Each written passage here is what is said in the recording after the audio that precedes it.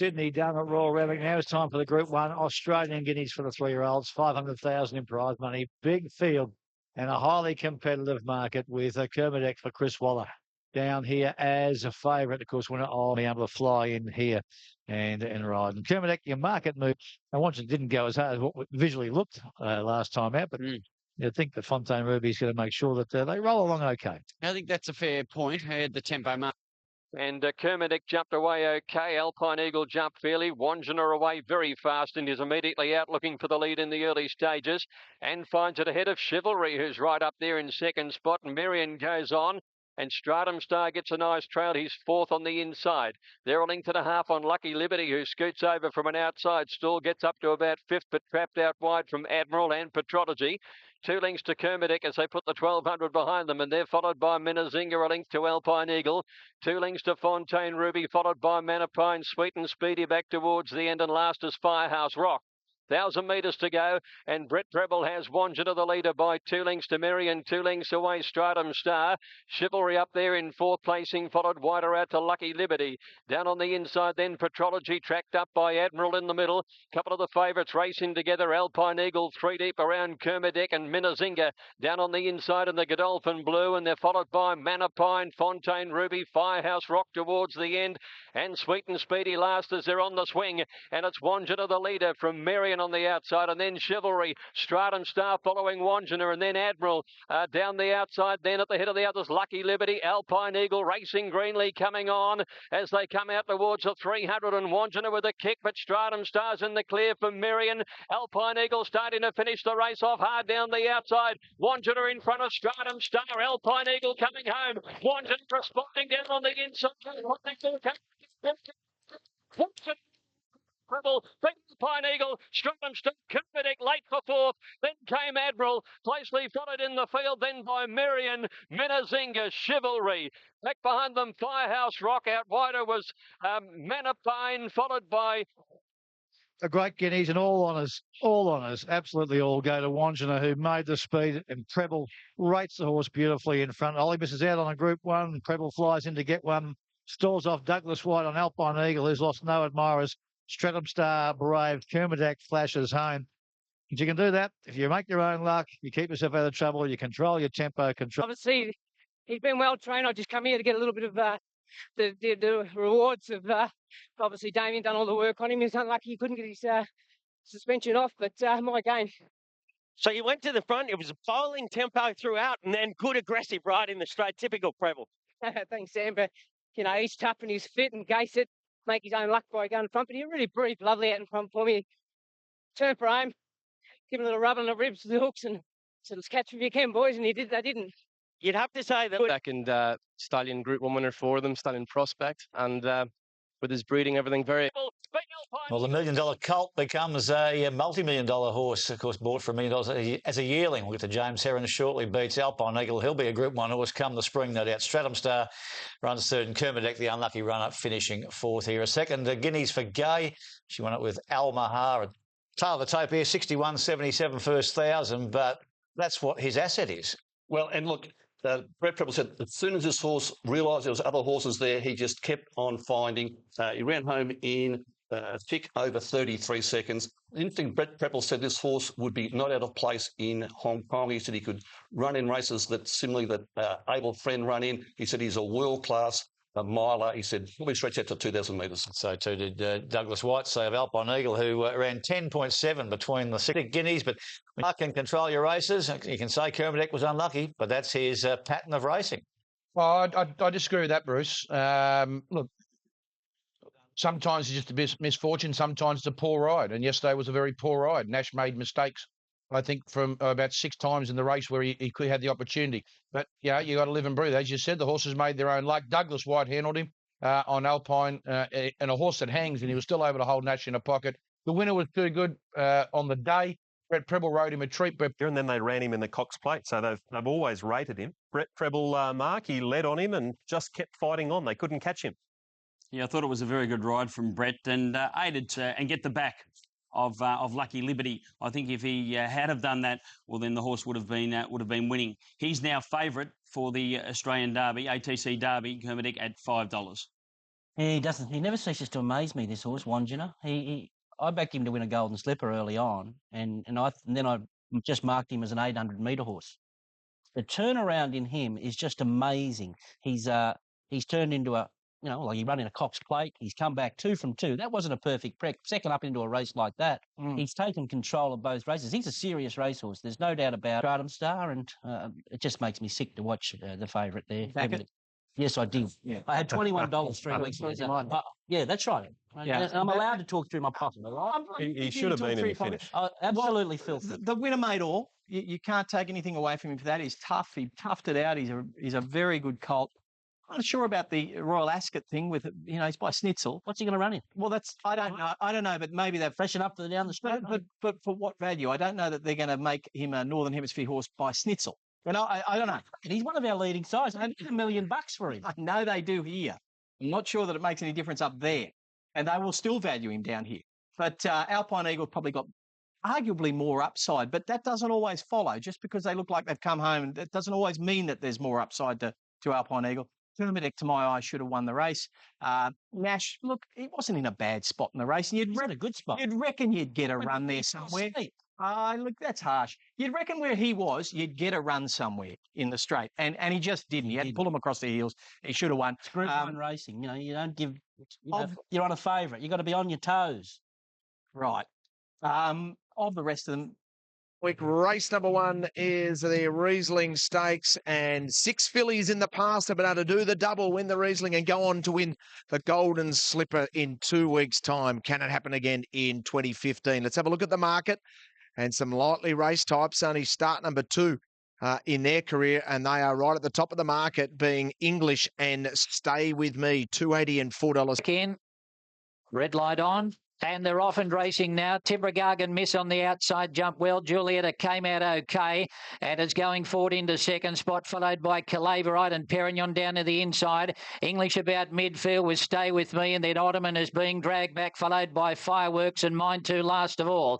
Tibragargan Miss on the outside of Julieta, who won't give the rail away at the moment. They lead from Perignon and Calaverite. Stay With Me getting on heels, and then came English on its inside, followed by Ottoman. Well back was Fireworks. It's about 6 lengths off the lead, and Mine 2 last of all. Tibragargan Miss made its way onto the fence now at the halfway mark. Stay With Me has pulled hard, has gone around the outside into second. Julieta back to third. Then Ottoman, who's starting a run out wide on the track, followed by Calaverite.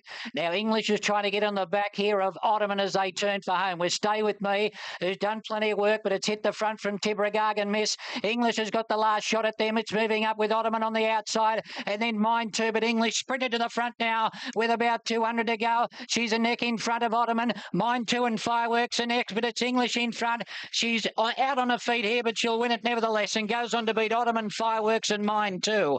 Then came Stay With Me, who over-raced from the halfway mark, and she got very tired late, followed by Calaverite, and then Tibragargan Miss, followed by Perignon, and Julia to finish last of all. Yeah, the punters get it right here in the first. Number 9, English, in the New Haven Park colours. Blake Shin for Gay Waterhouse.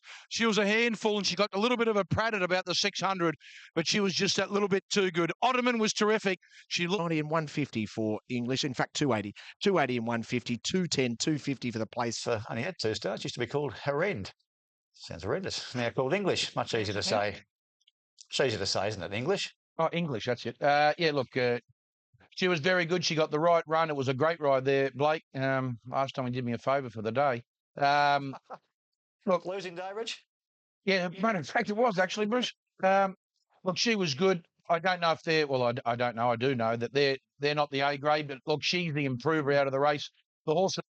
Any thoughts, Mark, on them? Oh, look, I don't quite think it's slipper form if you look at the... Nothing wrong with that. It's just that the colt was exceptional. Yeah, the figures aren't there, but look, sometimes that's not everything. And as we keep saying, she's good to the eye. She was sensational at Kembla, admittedly beating nothing. She went back to the trials and she looked top class, Group 1 class, in fact, at the trials, and gets the job done well. She got into a little bit of a sticky spot for 4 or 5 strides, but once Shin got her into the open here, I think he was quite easy on her, and she raced away. I thought it was an improved run from Ottoman, but look, she's earned a place in the slipper now, English, and she'll race well, but like I say, she was second and whatever, slower than the colt. She's the best 2-year-old filly around at the moment, I think, but that's 3 lengths off the colts, and I think that's where it'll fit. Race number 2 is the Todman Stakes.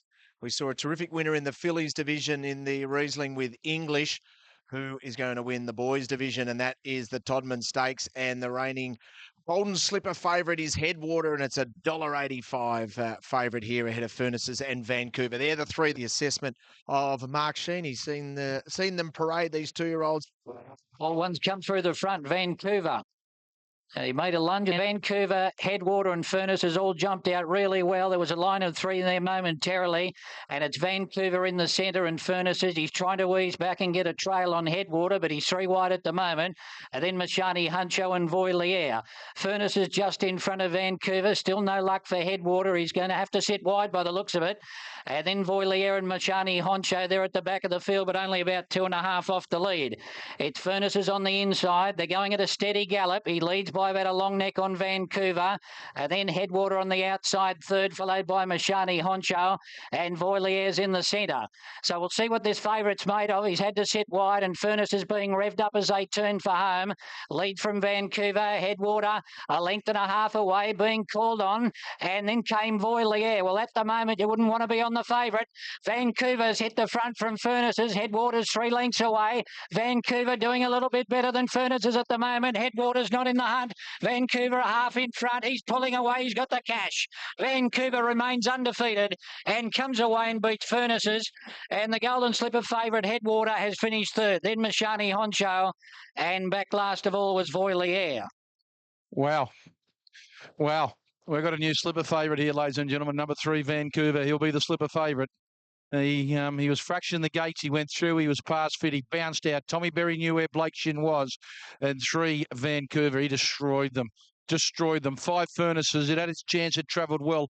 2 head trim divs. Yeah, I suppose when he went through the front of the gates, there was obviously slight concern from the punters, and he actually drifted again. So and Headwater tightened up. Yeah, but again, the Golden Slipper favourite. Cost 185,000. Medaglia Doro at the sales, and a valuable colt. He is now. Even Dr. Bateman is involved in Vancouver as well. Lucky man. But Headwater, of course, the flop there. Horse had looked as good as this did only 2 weeks ago. Was made to look second rate here, and I don't know, it was more upbeat after the race. Tommy Berry, who said the Triple Crown's gone, or Gay, who just said the Golden Slipper winner's there.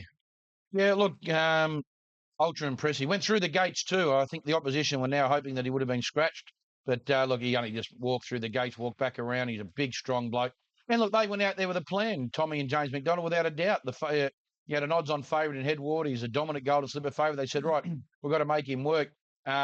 There's one turn, he was disappointing, Headwater. It's funny, all the horses that finished behind Headwater in the Silver Slipper finished behind him yesterday.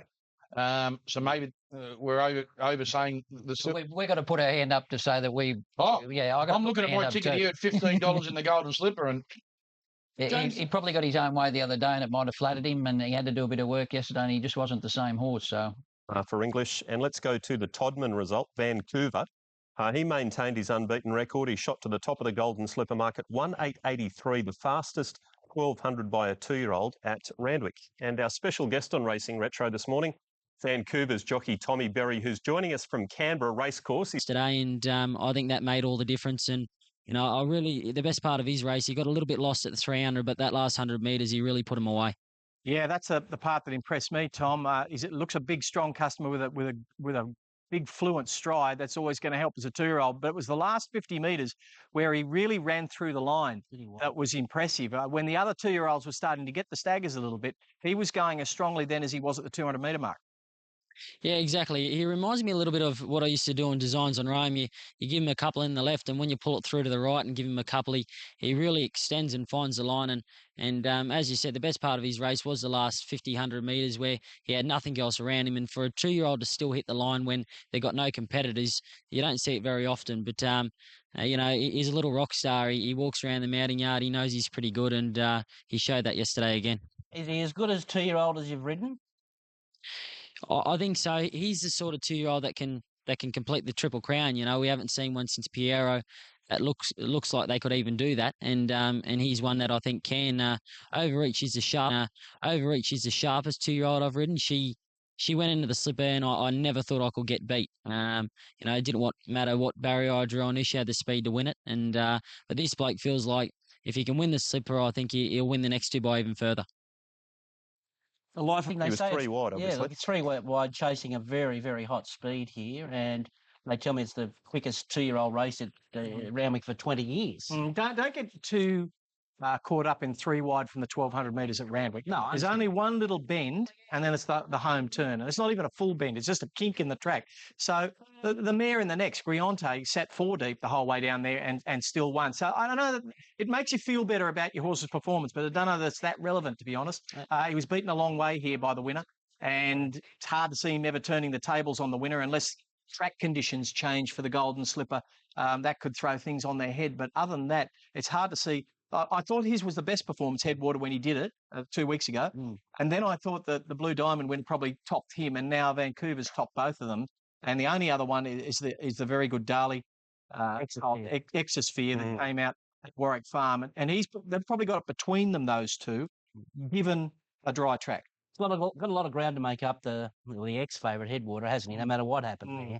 And I think you hit the nail on. Big one, the Randwick Guineas Group 1 for the 3-year-olds over the mile. 6 starters, small field, but it certainly is elite. 3 of them are already Group 1 winners. Swayness looks a treat as he's trying to win his first Group 1. It's going to be a sensational race. Tactics are going to be so important here for the Girvan War Randwick Guineas over 1,600 metres. We start in September. He's already assured his lot in. He's shooting to win.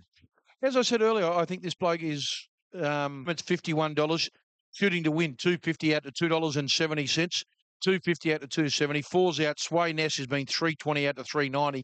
Well, it's going to be interesting. So they're all locked and loaded, and they're off and racing, and they came out as one. Hallowed Crown jumped well on the inside with Shooting to Win, and they pair off in the early stages from Road and Drive, followed by Sworn to Silence. Swayness is going back, and Preferment is last of all. So Shooting to Win kicked away now and leads from Hallowed Crown. Road and Drive's coming up on the outside. Bowman's looking to get away from the fence on Hallowed Crown. Cassidy tried to put him in there on Road and Drive, but he got off the rail on Hallowed away last of all. With about 800 metres to go at the halfway down the High Street side, and the leader is Shooting to Win. Hallowed Crown sits off him about 1.25 lengths away in second spot, followed by Sworn to Silence, and then Road and Drive. Preferment starting to edge up around the outside, and Swayness is last of the 6. He'd be about 5 or 6 off the lead. It's Shooting to Win under a tight rein coming for home. Hallowed Crown is in second spot. Swayness is pinching a lot of ground. He got a dream run right along the rail here. He's come up into third spot. So as they turn, and it's Shooting to Win in front. Swayness coming up on the inside. Hallowed Crown, and they've dropped Sworn to Silence. Shooting to Win. He's still sitting pretty at the moment. Hallowed Crown on the outside. Swayness the inside. The 3 of them knuckle down to fight it out. Hallowed Crown is responding. Hallowed Crown hit the front. He draws away. He's a winner. Hallowed Crown goes on to win it. Beat Swayness and Shooting to Win, who looked to be jogging at the 200 but was found wanting late. And then Sworn to Silence, Road and Drive, and Preferment at the back of the field. Number 1, Hallowed Crown. He makes it his 6th win from only 7 starts. He won the Hobartville. He now wins the Girvan War Group 1 Randwick Guineas. He was too good for them. He saw the mile out. Sway Ness. James McDonald tried something. He knew he couldn't loot them. He went up on the inside and had Shooting to Win, although he'd won the mile. That, Kenny Keys' galloper had just done so many things wrong. Had come to the end of a preparation, over-raced, went early, ran amazing, and was only beaten the neck. That was the worry, and Blake Shin was nursing. Twice run a mile, he's even better over a mile. He was just terrific. He travelled. Huey didn't panic, and, geez, he loves to find that line, as Mark Sheen said in the call. Mate, Bart said to me the last 2 days, just get off the fence. I said, well, Bart, he's drawn one of a field of 6. It's not that easy. He said, 6 runners, easy. I told that to Huey, and I said, look, it's really important to us. We just want to stay off the fence, and he was able to do that. This horse is ranging up on the outside of Shooting to Win. The sparks are beginning to fly, and he just loves it. He's always going to find late. The horse knows nothing better than just to attack the line, and he did that. He savaged it. He won again. This is the best 3-year-old in the country. He is at the moment. He's proving too good for them. No, I didn't. Thing about this colt, he's a winner, and his record says that. And I had full faith in him. Actually, at the 600, I was worried when Blake slipped around the corner and he was sort of 3 in front as we topped the rise, and I was feeling for my guy. But when I could still see Blake was still travelling really well, approaching the 250, I thought there's not much left in that tank, and my horse has got a bit in under the bonnet. So this is why we do it. it's a privilege to ride horses like this and to come here and, you know, Between and shooting to win. Brilliant contest. Great call, Mark. Street Sense Colt proved himself the best in the country, beating Godolphin Swayness. Not all tears for them. They got a share in Hello Crown anyway. And shooting to win, well, Blake was sitting pretty, but wasn't made to look ugly, but as found out late here. James Cummings joins us. Well done to you, James, and of course the great man Bart. 250 Melbourne or elsewhere, but every time they come and meet my horse, they get beaten, and I think that James there, that was in many Blake ways Shinn that's behind the fact that he's been overlooked, even though he's now 6 out of 7. But look, he's got the best record of any 3-year-old colt in the country, and long may it continue. Yep. What's next now for the horse? Obviously, the Doncaster is the ultimate goal, but there's obviously a few options in between. Where is the team looking like heading going forward? More than likely, we'll go to the George Rider. It'll be a privilege to take on the older horses, but look, Sacred. Got back in a slowly run race. His splits would have been amazing. I think he's still the horse to beat come 10 furlongs. Yeah, he went well. Obviously, the circumstances of the race weren't in his favour. He had to lead, and he didn't settle as well as I liked. Was going strong at the 300, but just the way the race panned out and leading, he was found wanting the last 100. Yeah, he ran all right. Obviously, the first 3 are very good colts. You know, they out-sprinted in there. Do you think he'd be better ridden a little? His second Group 1, he also won the Golden Rose in the spring. He's now won 6 out of 7. He's quite a horse, isn't he? Just when you think he might be feeling the pinch or starting to feel a bit of pressure, he just finds something. He just keeps fighting. He's an outstanding colt, and it's taken us a while to a lot of us a long time to realise that 7 starts, 6 wins, but that was a special race. I reckon that was a special race. All those 3 favourites looked the winner at some stage in the straight, to my eye, and he just rallied and wanted to win. He's a lovely laid-back sort of a horse with a fantastic attitude, a tremendous will to win, and top-class colt. There's no doubt about it. I couldn't agree more. 6 from 7. Look, we've all said, well, is he just a wet tracker? Which he's not. He's proved that. Is he only good early in his preparation? Well, I guess jury's still out on that, but it doesn't look that way. So you've just got to say he's an outstanding colt. And if he won 6 out of 7, he's been beautifully placed as well. So 6 ticks everywhere you look for that horse. That's not taking it away from the horses behind him either. There are some smart colts there.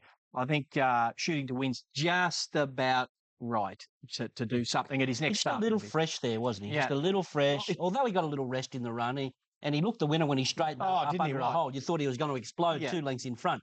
But he just got the stitch. And you know what? He took I think he won at his 5th run last preparation. Yeah. So he's a horse that needs a little bit of racing just to get to his top. Swayness could be in the same category. He's going to be better at maybe 2,000 metres or with another run under his belt or in a more pressurised race. Yeah.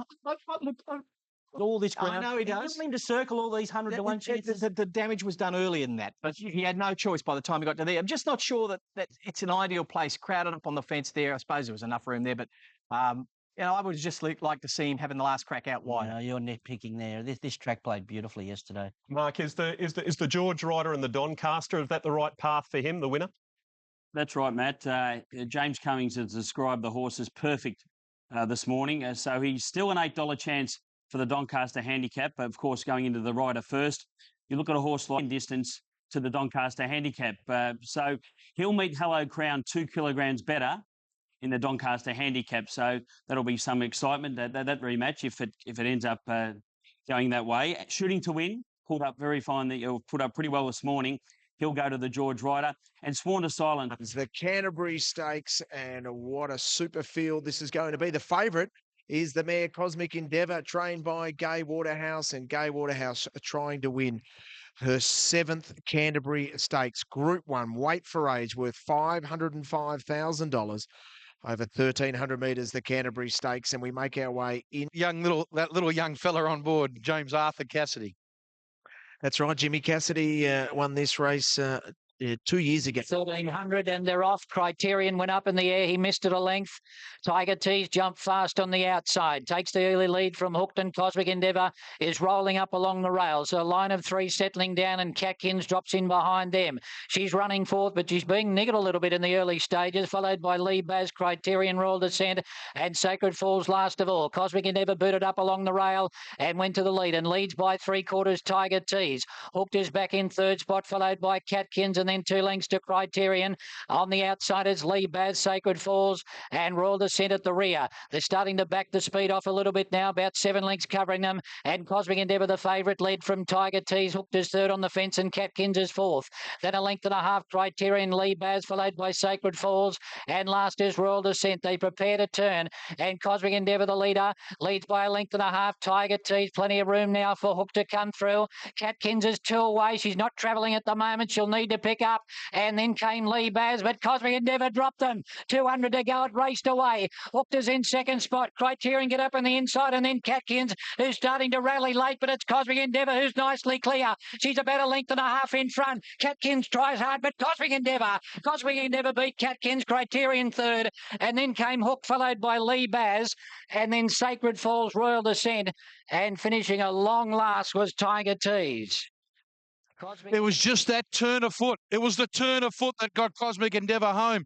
Catkins just couldn't sprint with the 57 when the other one dashed, and Cosmic Endeavour pinched a good 3 or 4 lengths.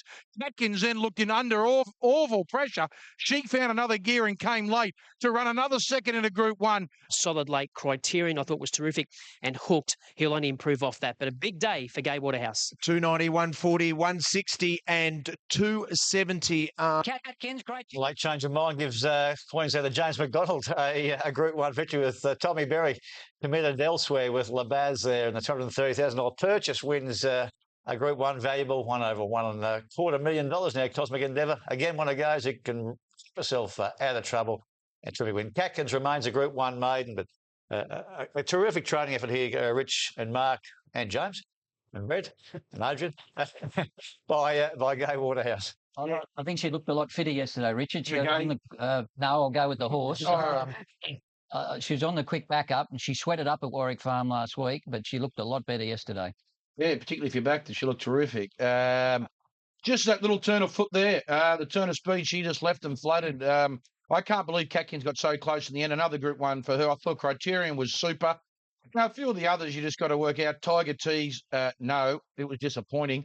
Sacred Falls was okay. Labaz was okay. Royal Descent never got there. Hook was okay.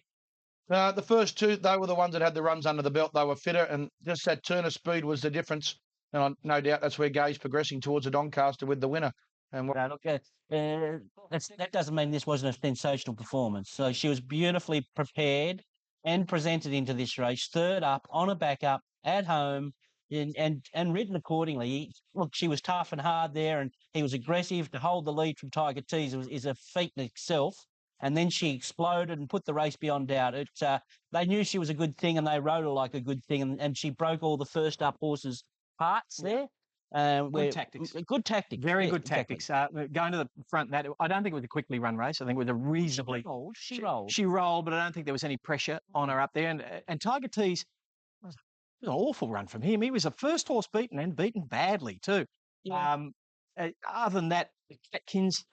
Sure. Is she going to win a Group 1? Well, she will.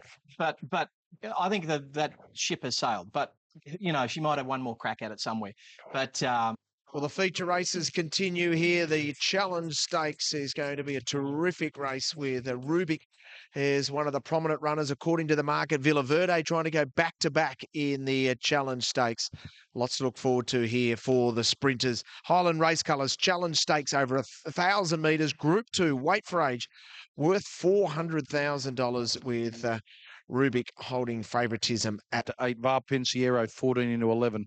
Miracles Alive $6 into $5. Villaverde $7.50 into $6.50. Nuclear Class 91 into 81. Number 8 Rubik $4.20 into $3.30.com. 9's out, and Moss Fun has been $8 out to 10. Clear. La Pensiero beat them out. Nuclear Class jumped okay. Rain Affair took a couple of strides to get going, but he's now starting to burn through into second spot, and Rubik tracking them running fourth.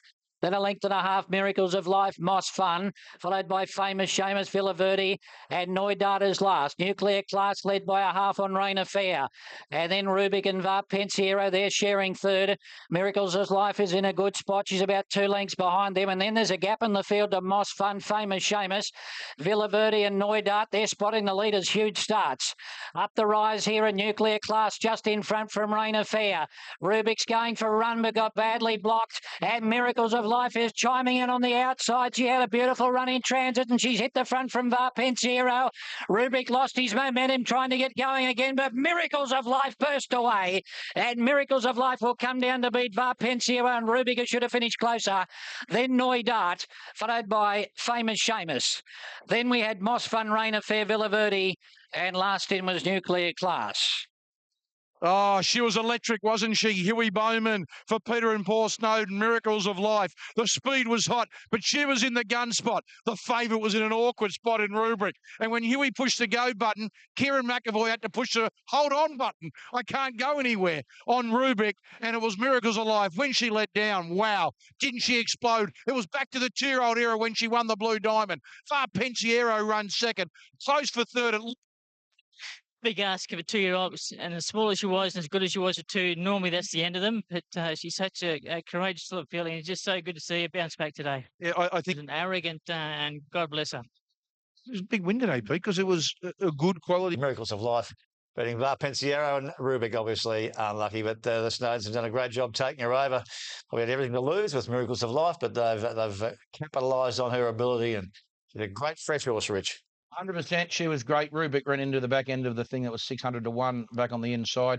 And he was ready to rock and roll yesterday, Rubik. I thought, no, Varpensiero's flying, but I must admit, Mark, after she won the Blue Diamond, I think we all thought, oh, that's the end of her. She's done a great job. But great to see her back. Yeah, and she was good first up last time in. She just found a beautiful spot there in the run, didn't she? She was back there in fifth spot, missed the trouble, Rubik, as we all saw, tragic there. But the 1,000 metres is probably his go. Where does he go from here? What races does he look at there? She is a 4-year-old mare, and she's now winning stakes races. They've done a great job with her. Outstanding. Group 2 winner here first up. This is one filly we said after the Blue Diamond should be flat winning another race. And I agree with you. Belief that she will be flat winning another race. She's knee-eye to a grasshopper. Yeah. And this is the second preparation with Team Snowden. She's an absolute beauty here.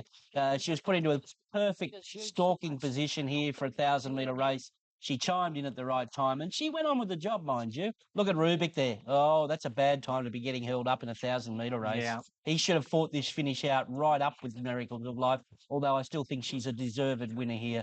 Varpensiero, he's an underrated sprinter, had every hope there, but he battled on particularly well. Noidart looking for 11 or 1,200 metres, but all honours with the winner, Miracles of Life. Gee, she's a little beauty. She is, because she can put herself up on the pace. She can sprint and turn. She's got a good turn of foot. She's got all those little attributes. And at that level, look, she won't take it on with Lankan Rupee and the other superstars. But tell you what, she's going to be a lot of good wins in her. I completely underestimated her. And the only thing I'd say there is Rubik here, that he should have finished a lot closer than that. But it's hard to... Magnificent Flemington on a magnificent Super Saturday here, and we're getting up to race 3, and that is the VRC Size Produce race. Sorry, the VRC Size Produce Stakes, a race which has been run for this race, taking over from Manhattan Blues as we go to the market. And Jamaica now $3.90 ahead of Manhattan Blues and Sampai. I think Queen of Wands represents good. And the starters caught them in a lovely line. Ice Flow, one of the first to break it, and lands just for the narrow lead to Well-Sighted. Jamaica's coming over from an outside stall. She's on the move, doing a bit of work, but she's getting there to the 1,200 metres. It's Jamaica from Well-Sighted, and Sompere's right up there on the pace today. He's settling down in third place. They're followed then by Band on the Run, improving on the outside out of La Zumba. As they race to the home turn, Well-Sighted the leader, only narrowly as they swing for home. From Jamaica on the outside second. Band on the Run is out extremely wide from Mr. Optimistic. Brettington working into it. Sompere's had a pretty good run right in behind them in the Godolphin Blue, looking for the way clear. Jamaica leads now from Band on the Run, running a big race, and Mr. Optimistic between them. Well-Sighted boxing on the fence. Sompere a bit flat-footed, and coming down the outside, La Zumba starting to finish off with Manhattan Blues right down the outside. Jamaica at the 200 metres, the filly led by about a length and a half. Coming home as La Zumba. The fillies fight it out here with about 100 metres left to go, and Jamaica fighting on, drifting out a little bit, but Jamaica's too strong, and she's won it by a length on the line. La Zumba. Sompere's got up for third in the photo, I'd say, from Grenington and Queen of Wands. And then came Manhattan Blues, a Londe. Mr. Optimistic weakened out of it, followed by Lake Jackson, who had a very wide run. Then came Band on the Run, Well-Sighted, and Ice Flow last in. All honest here, Kieran Mars filly. All honest to Jamaica. Took the race by the scruff of the neck in the first 100 metres. I don't think we envisage Jamaica leading. And the punters get this one right, 420 to 380, Lazumba.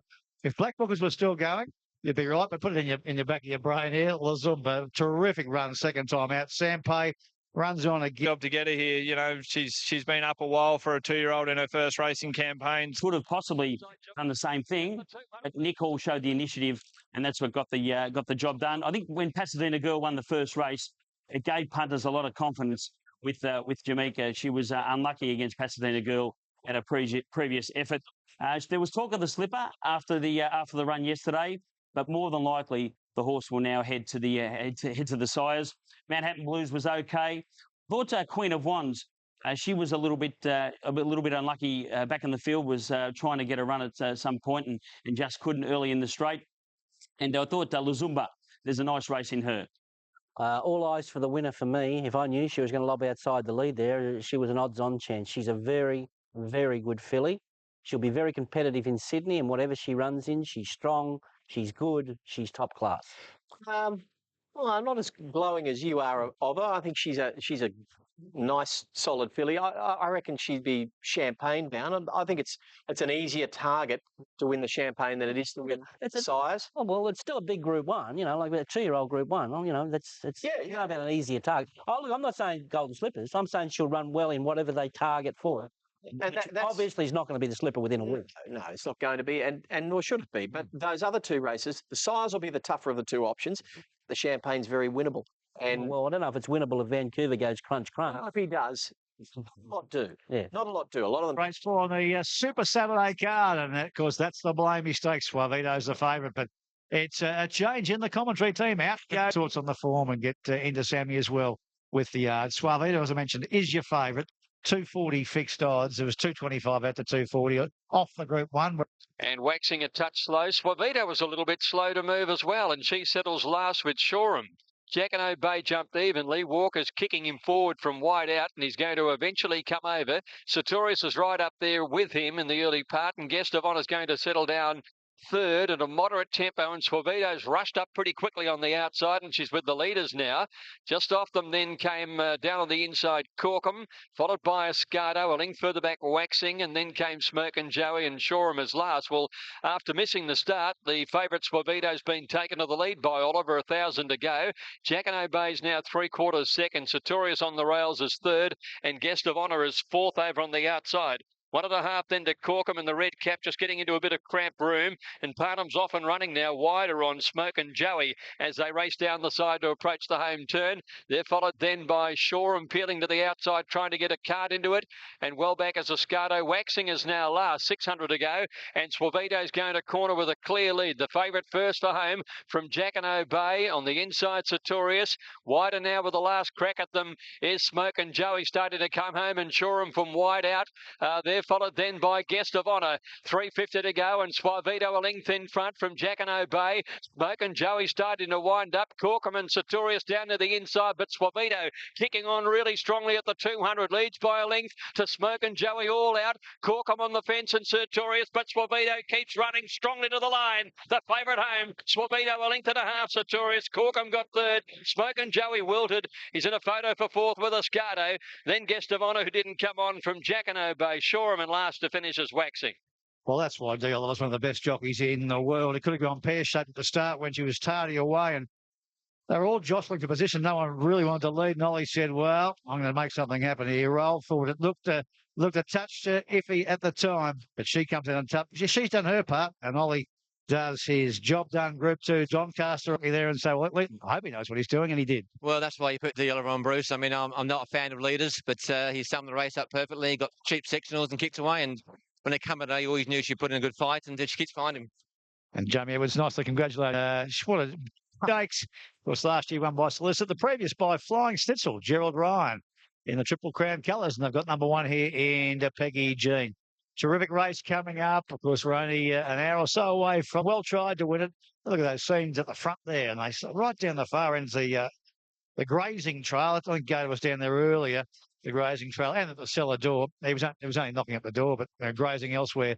Was that healthy food down there, Gator? Wasn't the healthy food? Outstanding stuff, Val.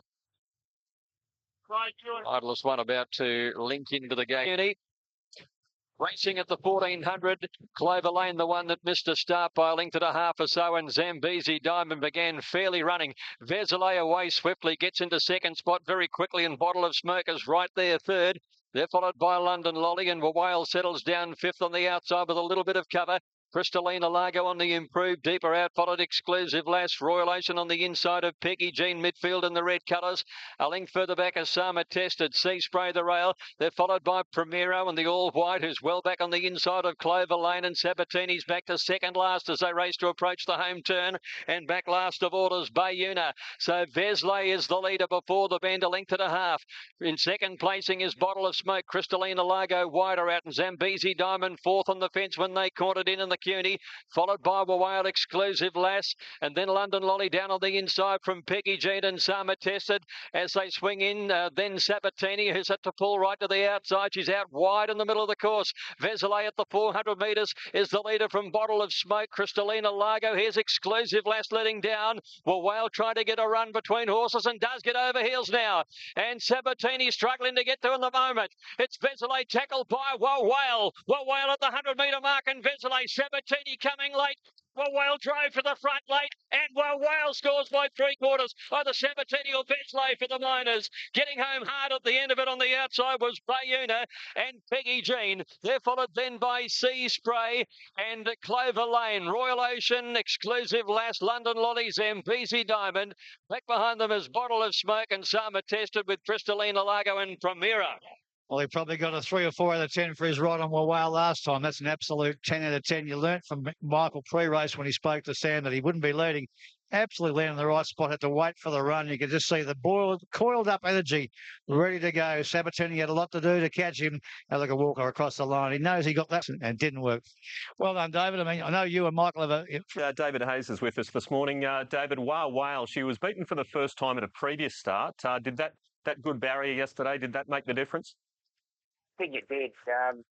Sabatini drew badly. He's a very good filly. So you probably give a good filly too much.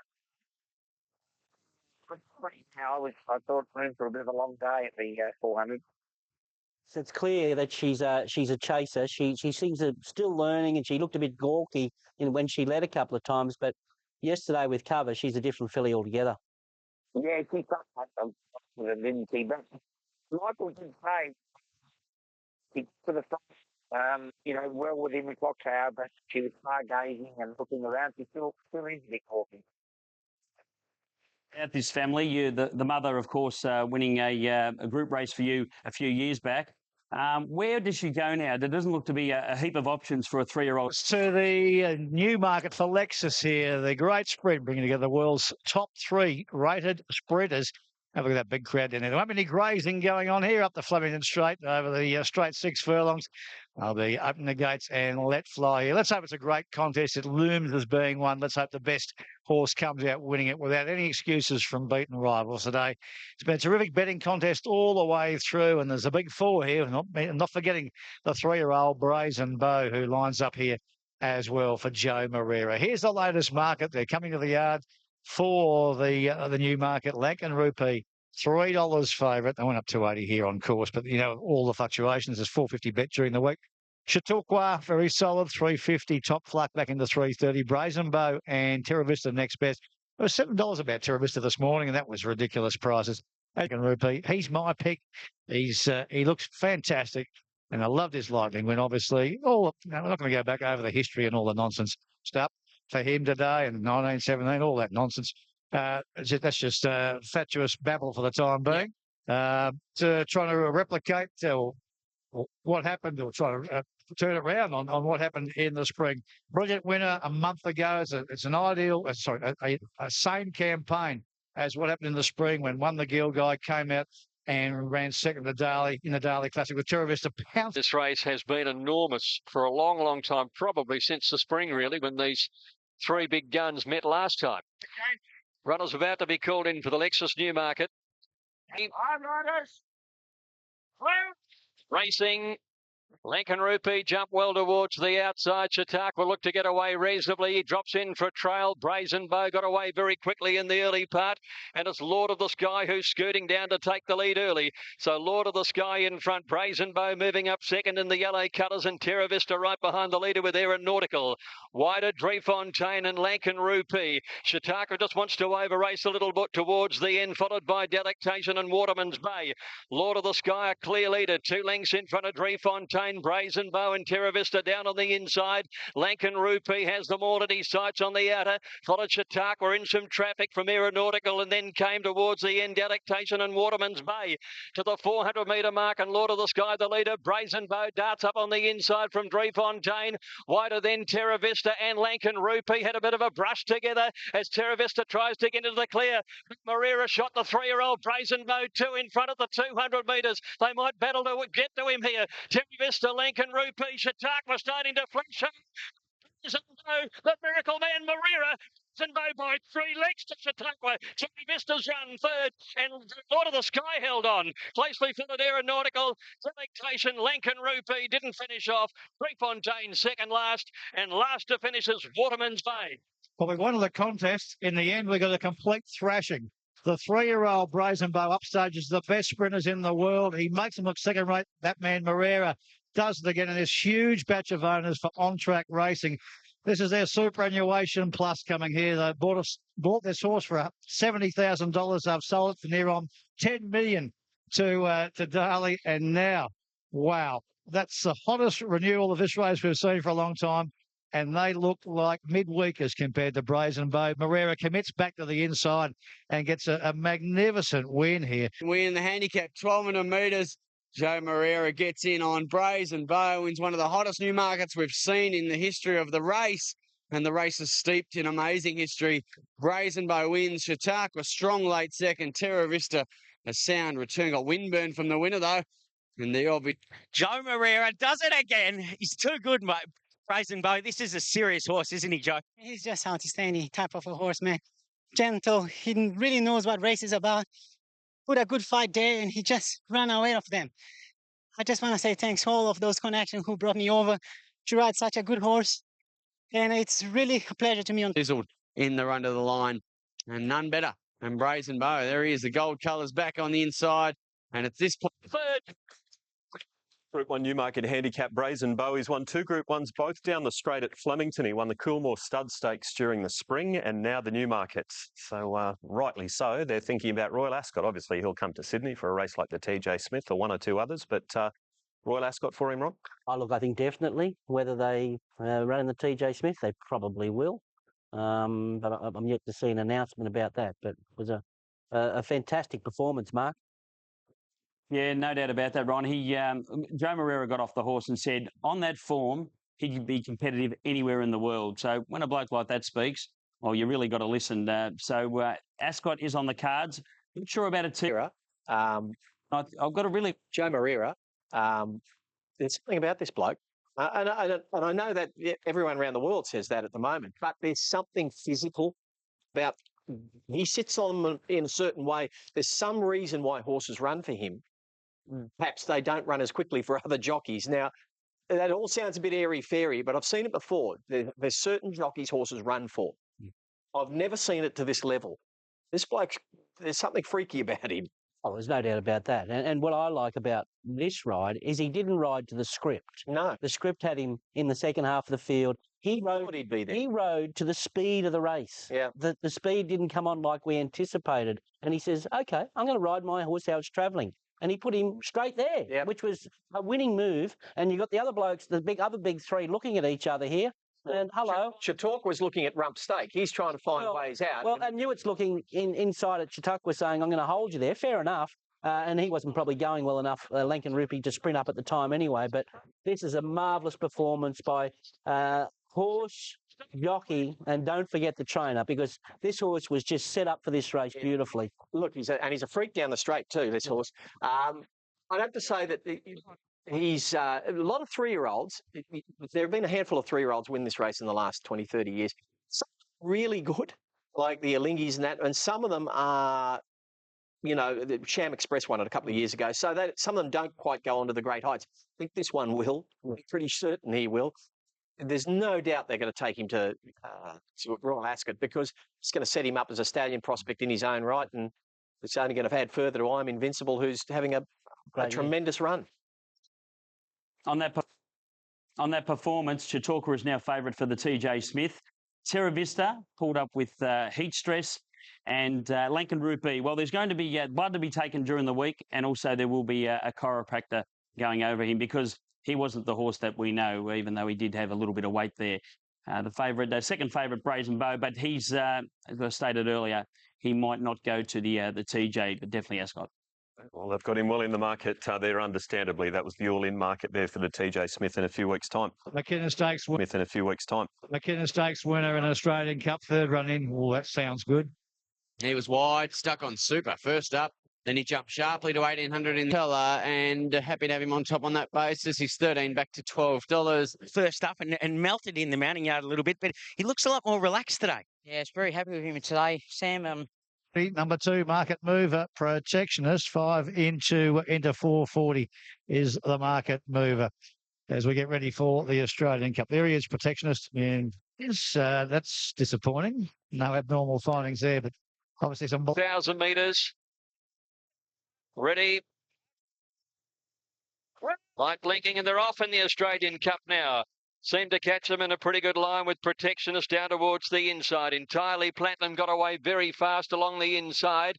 And he's bounced in front in the early stages now. Moving up is the Cleaner on the outside of Sontag in the early part. Closely followed Ladari and Greatwood out wider. A length further back as Au Revoir, Mourinho, Fortella and Red Cadeau is on the outside of those. Midfield and 3 wide at the moment, followed by Pacino and Spillway. A length and a half to Happy Trails. Another length and a half Protectionist, followed by Axar. Big Memory second last at Extra Zero last of all. The pace was strong, but now the Cleaner takes it up. So it will be even stronger, one would think. Is a length and a half. Entirely Platinum running second, 2 lengths to Greatwood. In fourth placing then on the inside came Ladari, a length and a half to Au Revoir, who's around Sontag. 1.5 further back in the field is Fortella on the rails with Red Cadeau around him and Mourinho in the black colours around midfield.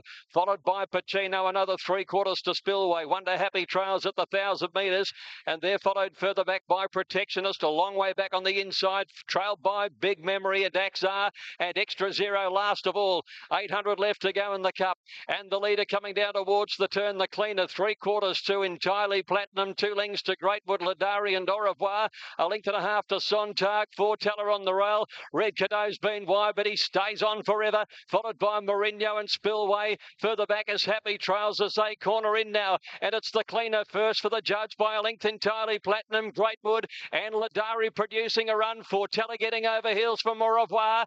Back behind them, Red Cadeau, and here's Spillway. He's starting to finish it off down the middle of the course. It's the Cleaner headed by Entirely Platinum as they go to the 200, but Spillway is starting to eat up the ground on the outside. And here comes Extra Zero and Happy Trails. Spillway hit the front, Extra Zero and Happy Trails after him. Spillway, Extra Zero storming at him. They hit the line. Finish between Extra Zero and Spillway. Not really sure about that one. Happy Trails will be third. Place up either the Cleaner or Red Cadeau. Pacino, Entirely Platinum, followed then by, behind them is Axar, Ladari, Greatwood, and then came further back as Mourinho. Fortella didn't go on, followed by Big Memory. Back towards the end, Protectionist didn't come on at all. Au Revoir second last. Last to finish is Sontag. All we know is David Hayes has won it. We're waiting for the print. Outside Extra Zero. There's no print up. There's no photo. No. Spillway in front before and after. What about on the line here? It's an enormous effort by Extra Zero back from near last in the run through here. Spillway looked to truck into the race beautifully. And Walker just waited and waited and waited to go. They're both over there with Sammy Holland waiting to hear us yell out a number, but we can't because we haven't seen it yet. There's no official print. Here it comes, and it looks like inside by a millimetre. Yep. Spillway by a millimetre. There is... Well, David said there was nothing much between them. Well done to Michael. This will be a huge result for Michael. Doing the hard yards in Australia times, but he gets a Group 1 in an Australian Cup, and it goes away of Spillway from stablemate, who he knows so well. Extra Zero. Dublin Eagle. What a team you guys are. And this was 2 runs. I had the most beautiful, most economical run in the race, and I didn't let him go till probably 250 out, and then seen the stablemate. I was like, oh, but Sammy, like I say, I'm wrapped and dedicate that one to my kids back home. Was my son's birthday. Really upset the apple cart, and he was bought for the Darwin Cup, and he missed out on that because of the tragedy, and nearly won this race. And it was probably the most pleasant photo I've been involved in for a while. Well, you knew you couldn't lose it. Yeah, I know. And I actually thought Extra Zero won, so race for the stable, so that was fantastic. And he got a Group 1 bollocking after race 1 today for going too soon, so he's recovered very well. Sure, it's good on you, David. Well done. Thank you. Well done to all at Lindsay Park for that result. Really sure about that one. Happy Trails will be third. It was a very tight photo in the Cup. Spillway just nosing out Extra Zero. The cleaner fought on very well for fourth. Happy Trails was there in third spot. So, trainer David Hayes has joined. Yes, we had a messy prep recording for a mile and a half for, but we do think we're going to place at 2,000 metres. So we getting the 2,000 metre race especially. So he'll go for the Queen Elizabeth now, and I it'll be pretty competitive. He's been a lot of. David Richard here. Line with us, so we'll talk about one or two other things in just a moment. Let's just have another look at the race. What happened to Protectionist? Is 2,000 metres too short for him? Yeah, well, obviously it is. And then the next question is he going any good? He's going well enough. Well, I'd like to see him finish off a little run bit. was okay. There was enough pressure on there for him to Watch run. him there. He's back in the blue with the black checkerboard look what's sleeves. behind him, Extra Zero. I know Extra Zero goes straight past It gives him a cold. I know that, but you just watch him the last 100 metres. He does finish off all right. Red Cadeau was a fabulous run Great here. run. And don't worry, Michael Walker used Red Cadeau. He knew Red Cadeau had cart him into the race, and he trailed him from about the 800 metre mark, 900 metre mark, and used him to bring him into the race. Now, Spillway had the better turn of foot here, grabbing the leaders pretty quickly. This is where I worry about him. He hangs in over on top of them, and then when he gets to the front, he sort of floats along a little bit there, and Extra Zero, well, from the back, he just mowed him down. Third horse, okay. Hit a flat spot, didn't he? Yeah, he did. When you think he was with Spillway, couldn't go with him. Couldn't go with him, which is unusual. Holds target inside at bay. He's clearly the one to beat, and he looks well enough here in the yard. I bet he is a drifter at the moment. 155 is available. Harara. Deep field, clearly the one to beat. Target Insights, the lodge, $21, rock solid. Tahitian Black, 19 to 21. Boss Lane, 51 was best, now 41. And Riker, the bottom one. Off now. And they came out in a pretty good line. Kinsella on the outside was probably the best into stride. I'm All the Talk starting to zoom through to put its head in front.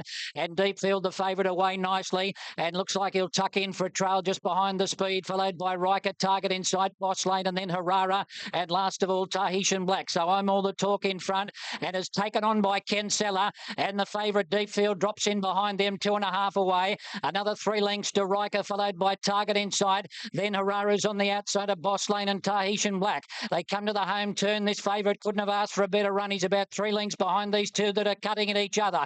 It's I'm All the Talk just in front of Kinsella. About 3 lengths to Deepfield. He hasn't moved on it yet, followed by Target inside Riker. And then further back, Tahitian Black. It's I'm All the Talk in front. Kinsella now Deepfield is called on. He's starting to zoom up the centre of the track, and Target inside is starting to run on strongly as well. Deepfield in front, but Target inside will give him a race. Target inside went through and in fact hit the front. Target inside is just the leader, and Target inside has beaten Deepfield. Tahitian Black has run third, then Riker, Boss Lane, followed by I'm All the Talk, Harara, and Kinsella's run last of all. Yeah, it was the 4.5, the 4 kilos difference, no doubt, but the winner was too good. Target Insight saved the ground. The speed was on right from the get-go, and 4 Target Insight wins by about a long neck from number 1 Deepfield. 6 Tahitian Black, a big gap back to the party then. Geldy, winners of this race that have gone on to win the Golden Slipper. So the double is possible. It's a quick backup. The last to do it was Stratum back in 2005. Can there be a favourite at the moment around the 340 mark ahead of Paceman, who's drifting out to $5? Raphael's Cat with Odyssey Moon here for the... They're off now. Paceman missed the start on the outside. Raphael's Cat was the best into stride, and it'll lead from Odyssey Moon in a circle behind them, followed by Arsonist going up on the outside, and then Tarquin's midfield. Now, he was wide on Paceman. He's going up to be about midfield and 3 wide, so a race without cover. Going up in the centre, Intrusion, followed further back by Vanbrugh, and Ragis is last of all. Raphael's Cat the leader as they settle down with 7.50 to go. Odyssey Moon is second, Inner Circle is third on the fence, and then a half a length to Arsenis. Paceman is still wide in midfield, and then further back was Tarquin. Intrusion not travelling, being hard ridden. Vanbrugh second last, and Ragis is behind them. Raphael's Cat in front as they turn from Odyssey Moon. Inner Circle two away, just coming off the bit, but he's angling into the clear on the outside. And there are a couple on Tarquin, followed further back by Paceman. Inner Circle is out after Odyssey Moon, who put his head in front. Raphael's Cat is back on the fence, and then a gap in behind them to Ragis, who's running on strongly.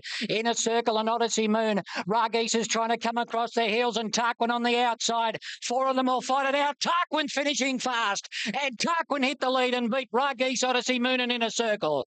Then Vanbrugh, followed by Paceman. Then Raphael's Cat. Further back was Intrusion, and Arsenis has finished last of all. Well, you wouldn't have dreamt of the furlong that Inner Circle would miss a place, but it has. And it's the stablemate Tarquin, William Buick, down the outside. Strong as an ox at the end of the 1200 after winning on day. William Buick, a world-class rider, to have a winner on it, such a big day here at Rose Hill. I'm sure very pleasing for John O'Shea. Yeah, I think it's probably right. He was strong yesterday. He got back three back on the fence here. He was presented at the right time. We know he's a world-class jockey, Buick, and he showed it here with his strength. And he lifted the horse, put him into full gear, and off he went. He was pretty good. I thought Odyssey Moon was strong. Inner Circle's one for next preparation. I really like this horse in the yellow sleeves back on the inside here, Ragis. He resumed here. I think he's going to make the grade eventually. He is definitely a horse to follow. He's got good qualities about him. They all looked a little bit green to me. They look like horses that'll improve with into the spring when they turn 3. And I think John thinks the same thing about this horse. Look, theoretically, these horses are slipper horses, but I don't think there's been a slipper winner come out of that race since Stratum, which is a decade or probably 10 years. Yeah, going back a while. Doesn't really produce them anymore. They tend to of the Magic Night that have been able to complete the big double with the Tui's new Golden Slipper next week right here at Rose Hill Gardens. All right, let's have a look at the runners in the mounting yard. She's missed the start again. She was very sluggish, and Speak Fondly came out running. She'll dive across from out wide to put her head in front, but Thorsburn and Carriages come up underneath her to keep her a little bit wide. Then Egrain and Right of Way, followed by Look to the Stars, Perignon and Red Silhouette. Italy, after missing the starts, progressing along the rail. It gets up to be about midfield. And then Serenade, Always Allison is back third last, followed by Mowgli and Heavenly Hand last of all. Speak Fondly in front, but it's kept away from the inside by Thorsburn. And then Carriages running third, followed by Right of Way. Then Egrain behind them, followed by Italy, who's back on the fence, followed by Look to the Stars, Perignon. Always Allison back on the fence. Serenade out 3 wide, hard ridden from Red Silhouette, Mowgli and Heavenly Hand. They turn for home and into the straight here, and Speak Fondly and Thorsburn are fighting it out for the moment. Egrain is running on down the outside, but Speak Fondly went into another gear. She sprinted at the 200, got a length and a half in front. Perignon and Egrain are down the outside. Italy getting up near the inside. It's Speak Fondly in front. She wants to duck in under pressure. Perignon on the outside, and Egrain are coming at it. Speak Fondly just in front. Perignon is diving. They come to the line. Speak Fondly won it from either Perignon or Italy on the inside. Then Look to the Stars, followed by Serenade, who ran on and then came in behind them. Next over the line we had Always Allison, Red Silhouette, followed by Mowgli. Then Heavenly Hand, followed by Thorsburn, Right of Way. Egrain pulling up quickly in the run past the post, and Carriages is at the back of the field. Speak Fondly will win the race. Number 6, Tommy Berry for Gay Walker. But I thought she travelled nicely and gave herself a winning chance after the straight. And Perignon, after sitting 3 wide, was brave in defeat. So 2 buttons for our Group 1 of the day, the Coolmore Classic with the star 3-year-old filly. First Seal as a dominant favourite. 3-year-old fillies in the last decade have been able to win this race. Typhoon Tracy, the last of those, and she went on to be, of course, a horse of the year. What a star she was. Looking Tracy back in 2009 as a 3-year-old filly, been able to win that race. But keep in mind, that was with 51 kilos. First Seal has 55 and a half. She's a quality girl, though, Jason. They bet even money here, and they were all over them. You swear they were handing out $100 bills. They really marched into the drawing of the track. They've run okay sectionals. Follows into 160. It's the Group 1 1500 Coolmore Classic. Here's Mark Sheen. For the fillies and mares, Demi Thump was the best into stride. Amicus and Taylor Shanna going forward just after the jump, and her drift's come out a lot better today. And she's in the first couple, and First Seal's on the outside. She's a little bit wide in the early stages. Shin has a look across to try and find a spot. Then Abduction is starting to zoom up on the inside to improve, followed by Tino in the centre. Then Hera, followed by Diamond Drill. Plucky Bell's in that division as well, followed by Dear Demi Mahara and last Arabian Gold. Taylor Shanna's just in front, with on the outside of it Thump, and they're head and head as they go to the side of the track. In advance of Amicus, followed by Adrift on the outside. Further back behind them next, we had Abduction on the inside of Tinto. First Seal next. Still looks to be planted a little bit wide in midfield, followed by Hera, Plucky Bell.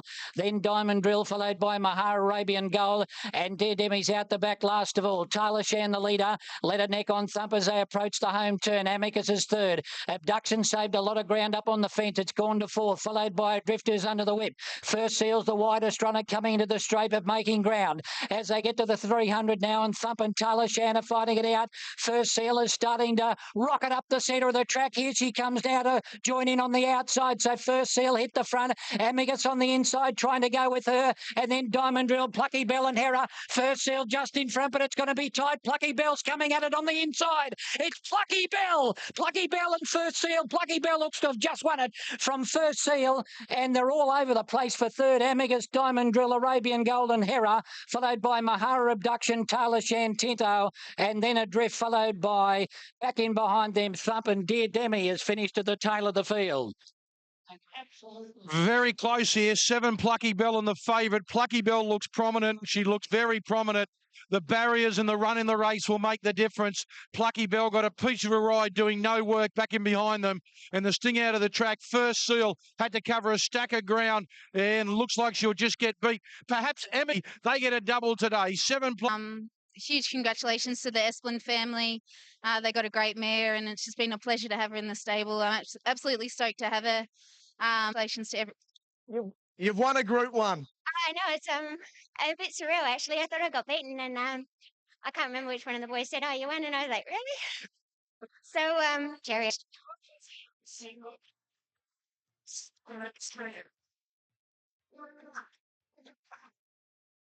Plucky Bell in a very busy finish there. Linda Meach's first Group 1 win. It was a lovely ride too. Ron First Seal, $1.60.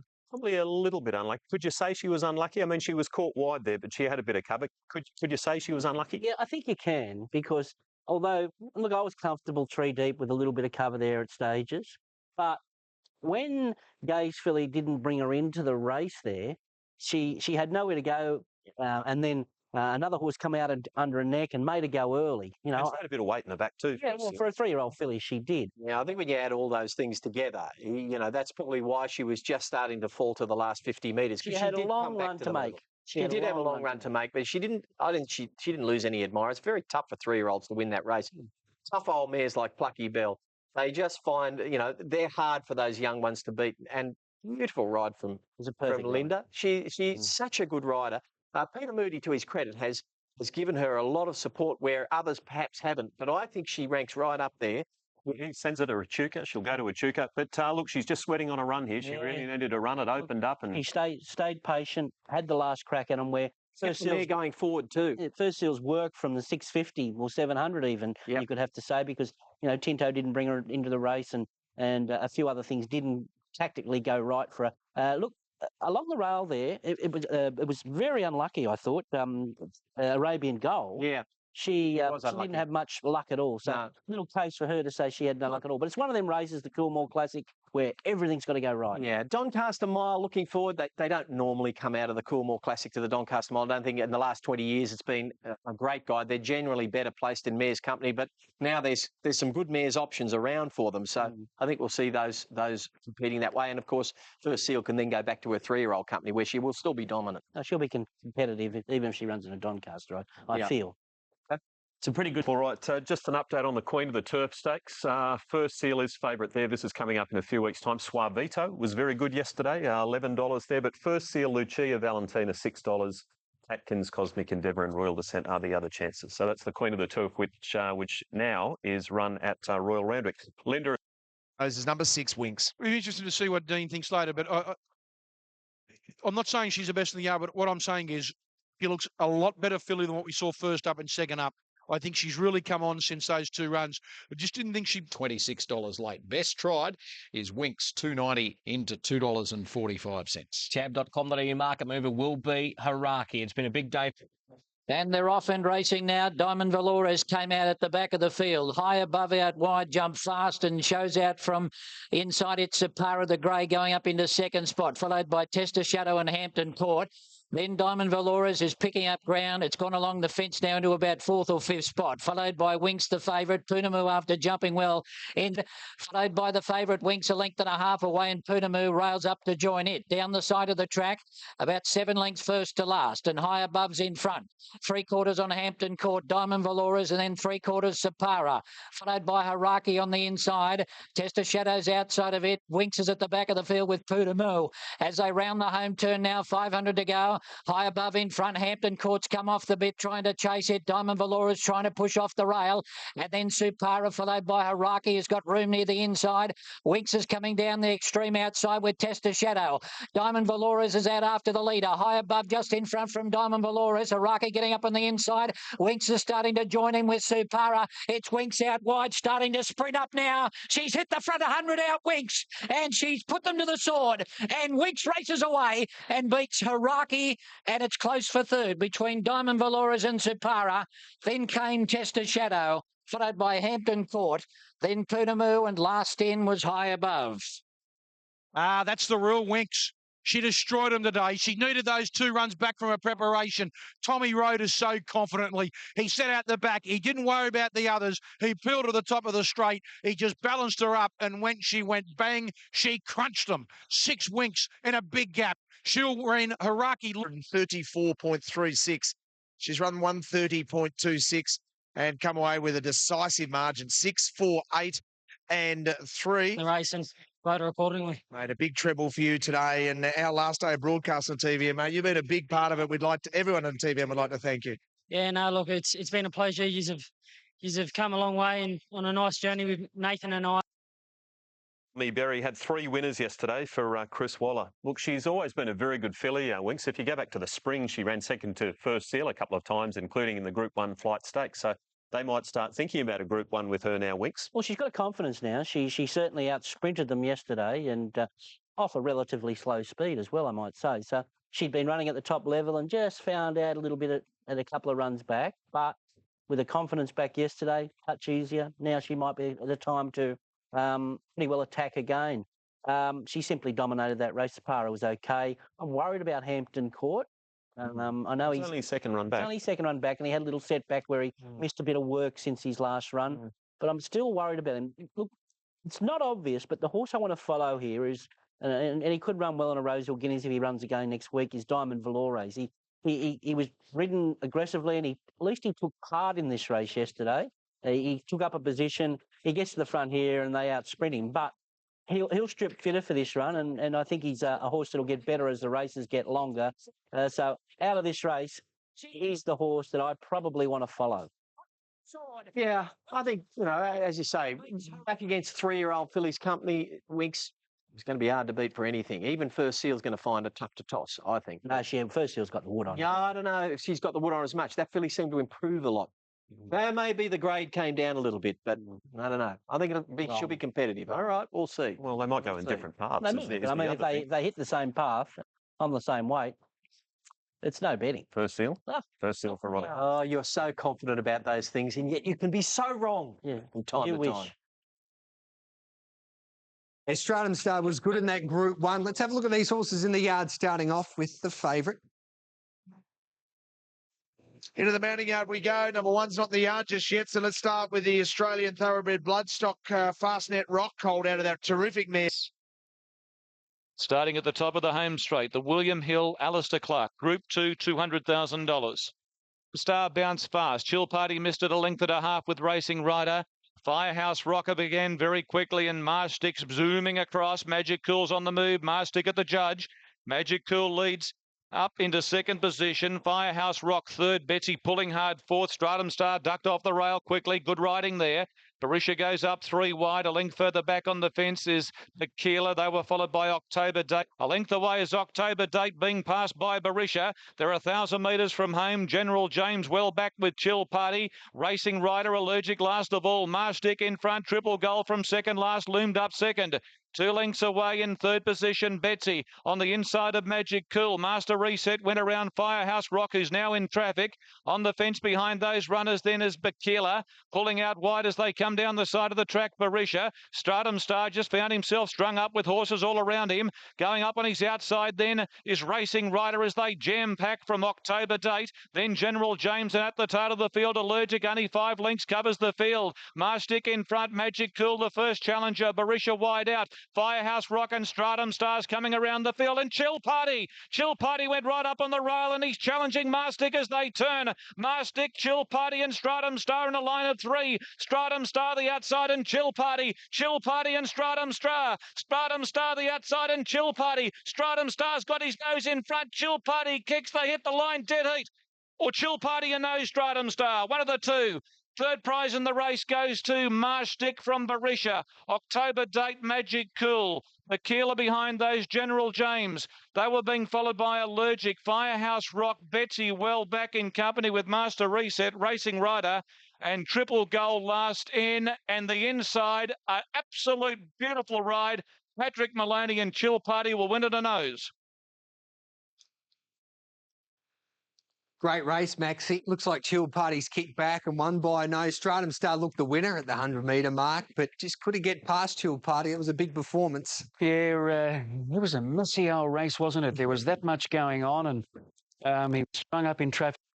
Favourite. The money has arrived for the Japanese galloper here. Tosin started as much as $8 given about him into $4.60 in second favourite now. He's your man at $5.50. Plenty of money for Lucia Valentina as well. She's been as much as 8. 5, 1, 3, 6 on the Ranvet. I'm with the Japanese visitor here, Tosin Stardom. Loved his track work at Canterbury recently, the vision I saw of it.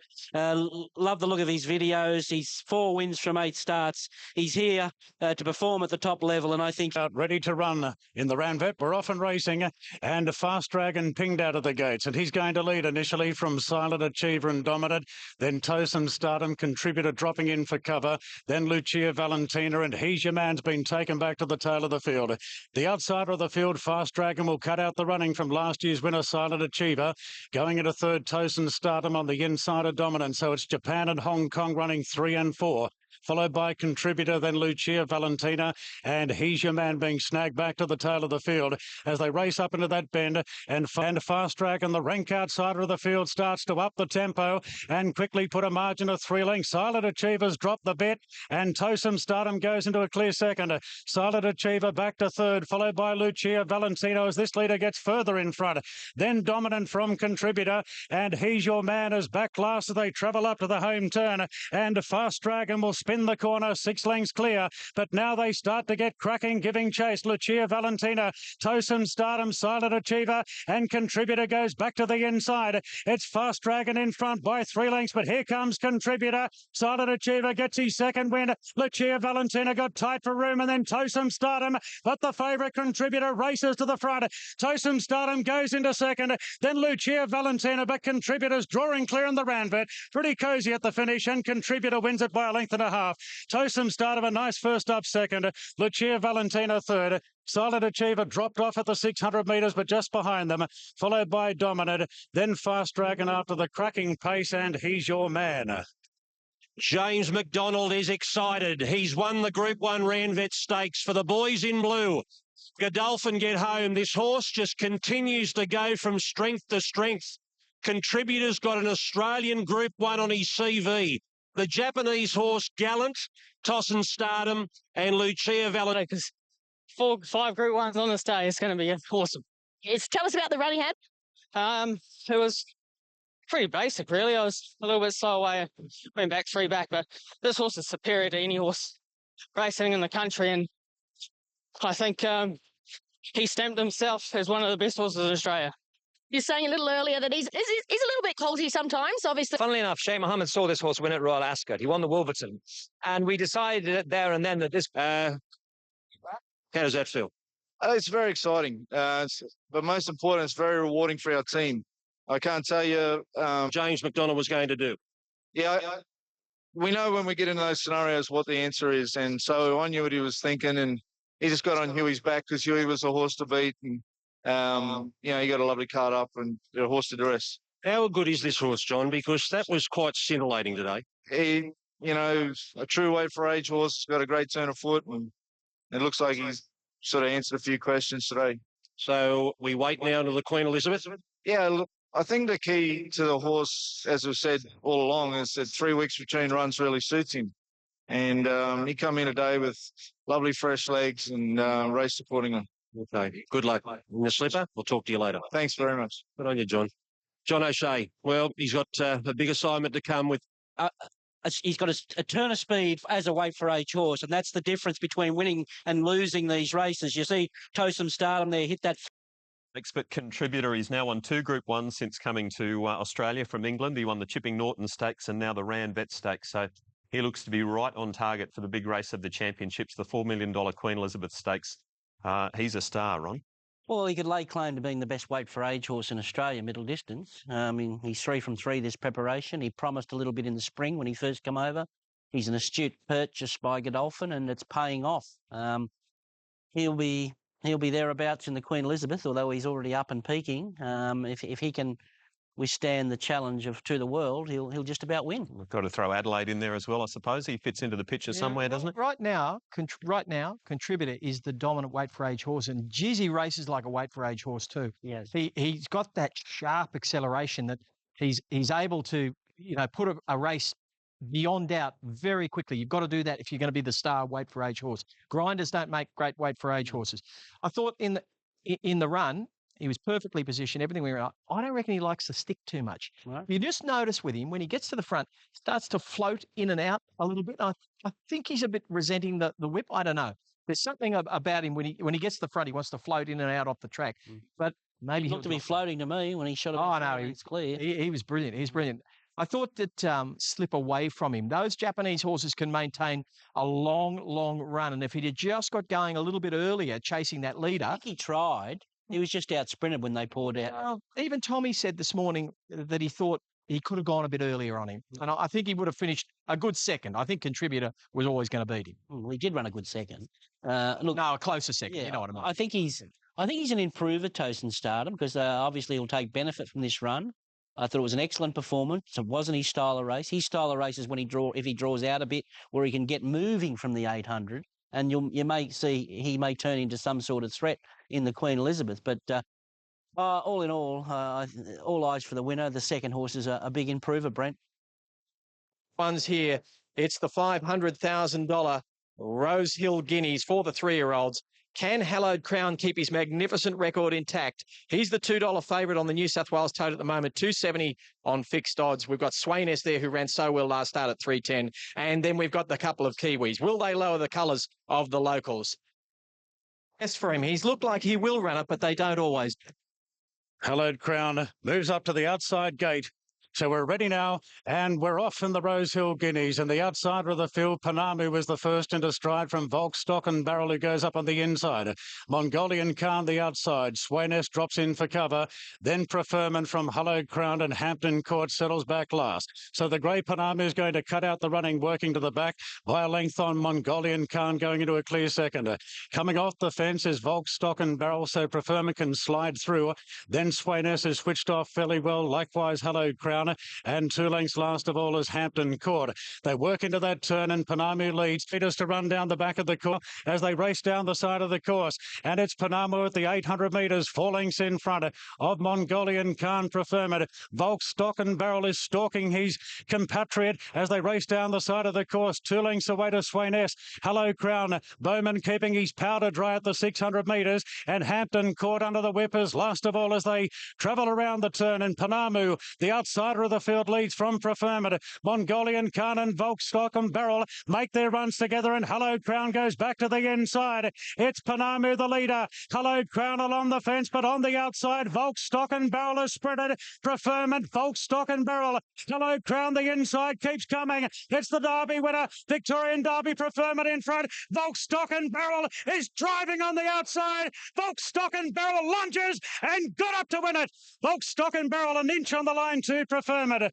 Hallowed Crown back third. Then Mongolian Khan from Sones, Hampton Court and Panamu was last to finish. The Kiwis take the Group 1 Rosehill Guineas. Craig Williams driving Volkstock and Barrel to a narrow victory over Preferment. These two great staying 3-year-olds.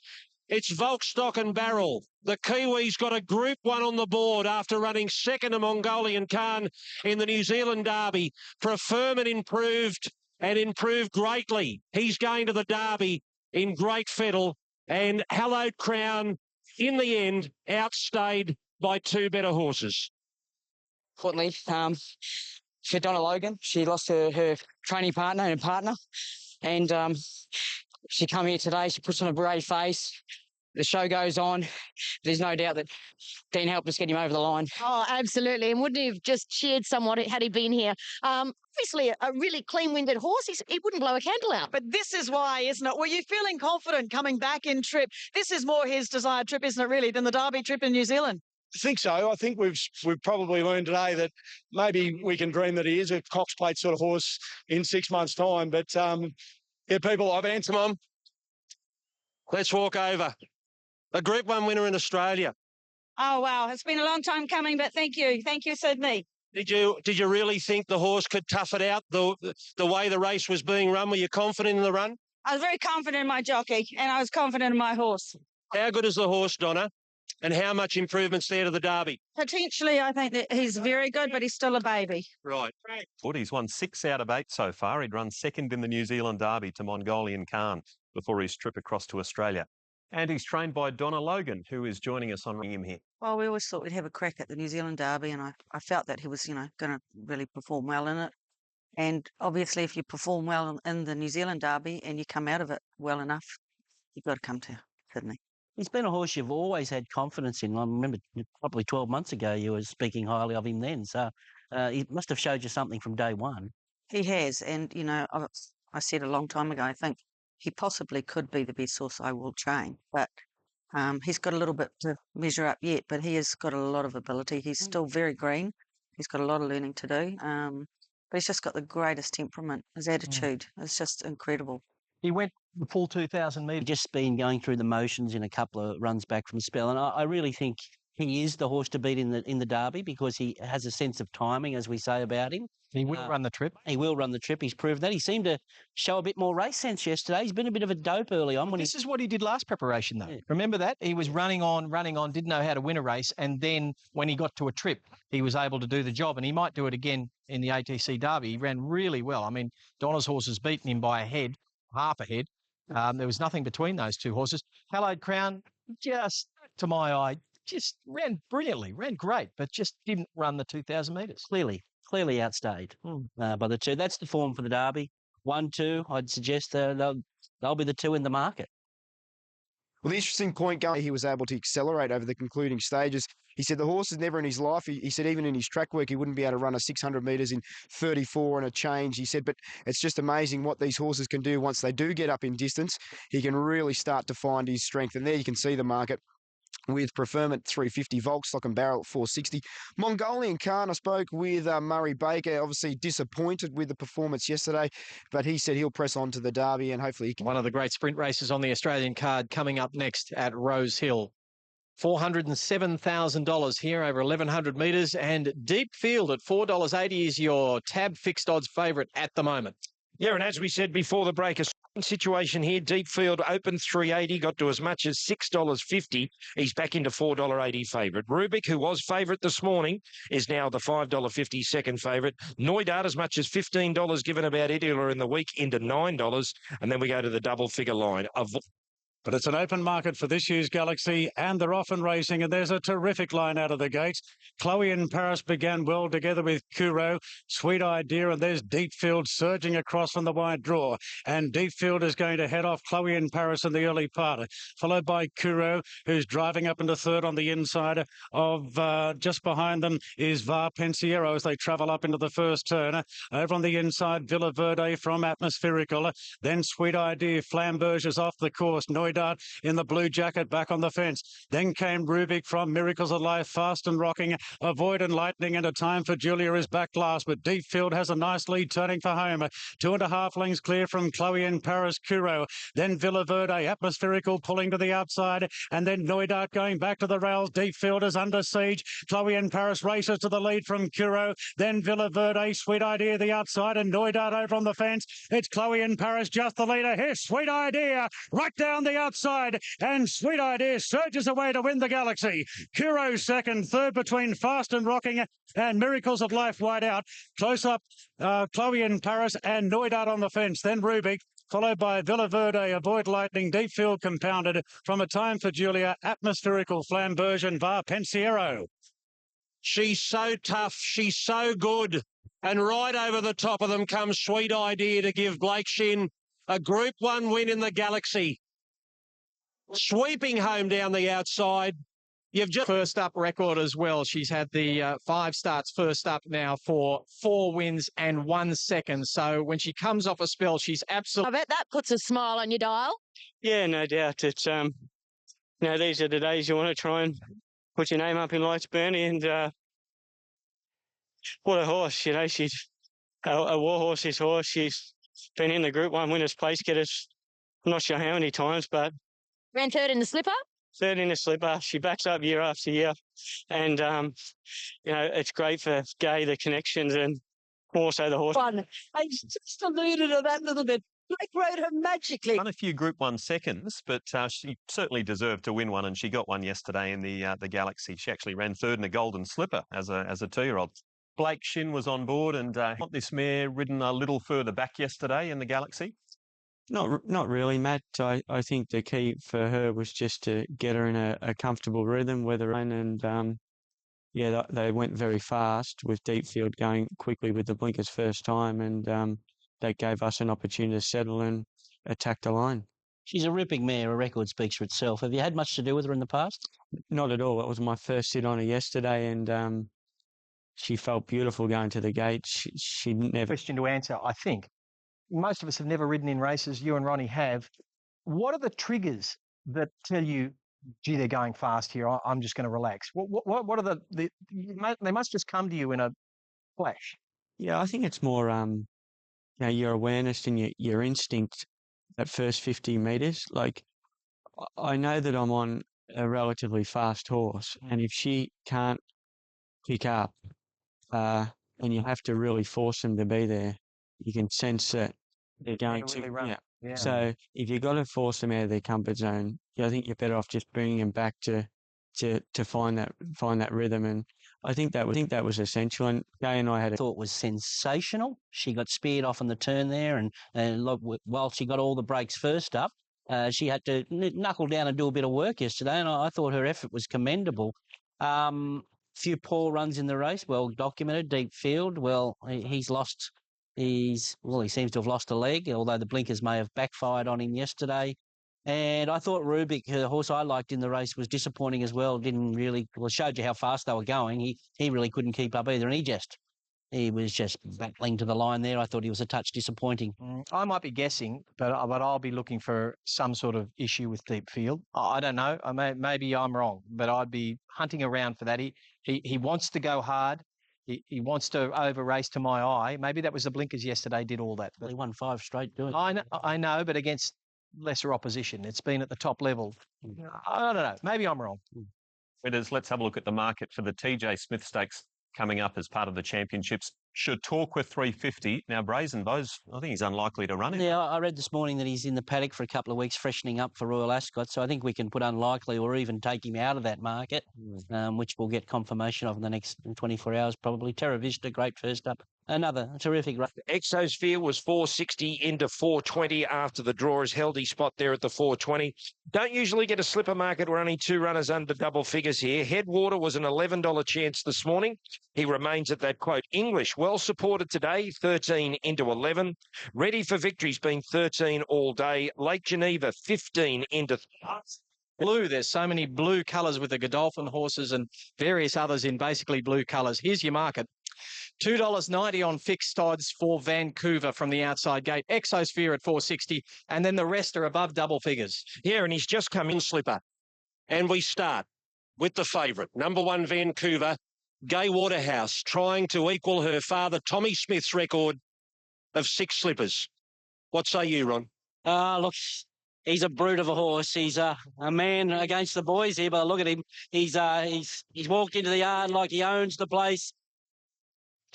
Well, a really strong rally for this favourite Vancouver, as much as the punters are all over Gay here.